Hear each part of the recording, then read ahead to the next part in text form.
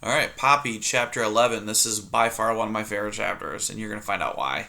Actually, chapter 11, 12, 13, right around there. We're going to meet a new character now. His name is Erithizon Dorsitum, but we're going to just call him Aerith for short.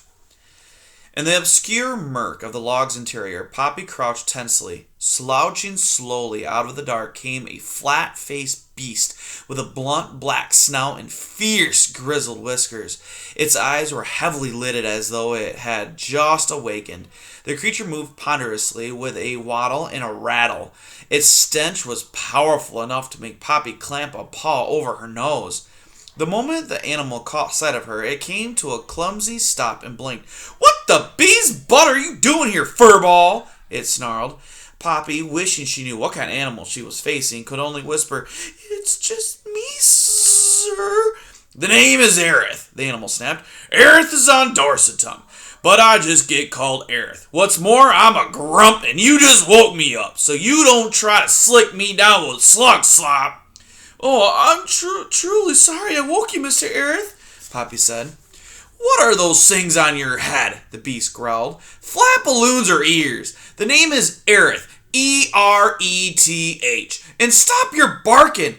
Please, Aerith, it's not me barking." "Then who the frog flip is making all that racket?"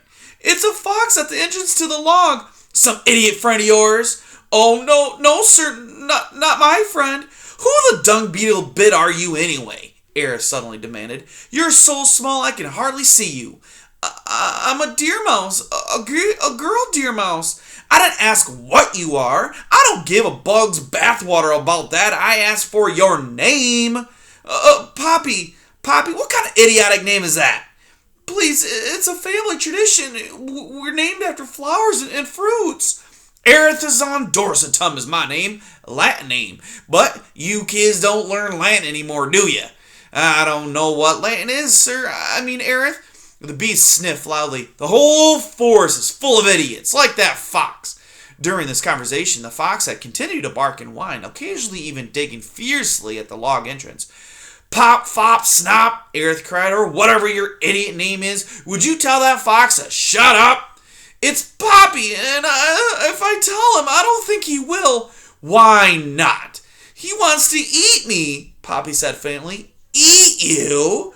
Yes, jerk," Aerith said scornfully. "But then, all meat eaters are jerks. You ever notice that? I mean, did you ever meet a meat eater who wasn't loud and aggressive? Well, did you? Never mind. Just get out of here and leave me alone." "I can't," Poppy cried. "Why the bat bilge can't you?" "I just told you," Poppy pleaded. "If I go out, he'll eat me." "Look here," Aerith cried. "Whatever your idiot name is, don't you have any guts?" "Please, it's Poppy." "Oh, weasel wonk, I don't care what it is. All I'm saying is, if a creature can't take care of himself, he has no business sneaking into my house, waking an old coot like me in the middle of the day and asking for my help." "I never asked you for your help," an exasperated Poppy replied. "Can't you understand anything?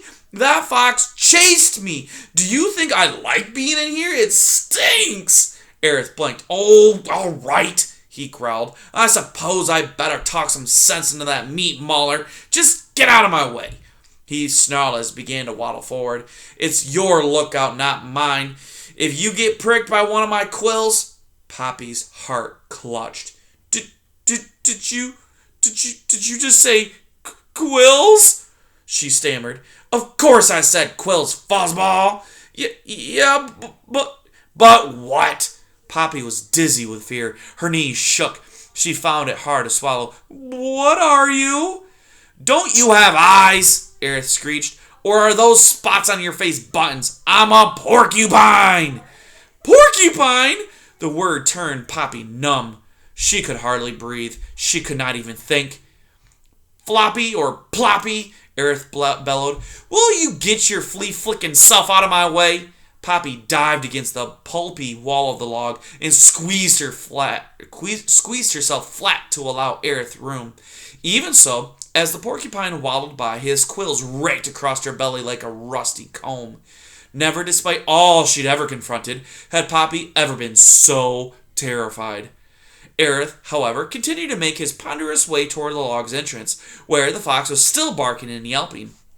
Poppy felt sure that once the fox was disposed of, the prickly monster would turn on her. First, he would shoot her with one of her quills. Next, he would stab her. Then he would skewer her. Finally, he would chop her into tiny bits and eat her. For a moment, Poppy considered offering herself to the fox.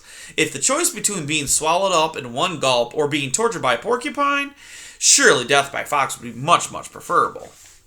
Poppy stared into the darkness of the log. Perhaps there was an escape hole, but frozen by the terror of her predicament, she could not move. Instead, her eyes turned toward the entrance, certain she was about to witness some ghastly carnage. Sure enough, when Aerith reached the log opening, Poppy heard him screech, "Fox, you brain bag of bones! What's all this hullabaloo? Can't an old creature get some quiet in his own home?" Oh, I'm sorry, Aerith," Fox returned in a voice that was, at best, sniveling. I didn't know you were here. Just trying to grab a mouse who ran into your place. A snack, nothing more. Not trying to bother you. No harm meant, just a midday nibble." "Don't nag me about your nibbles, you nitwit," Aerith bellowed. "When I say get lost, I mean do it." Now, Aerith, let's be... Fox did not finish the sentence. Instead, Poppy heard Aerith cry, "I said get! Boom, broom, tail!" This order was followed by a whack and a yelp of pain and a frantic scrabble of paws, concluding with a barking and whining that grew faint with amazing rapidity.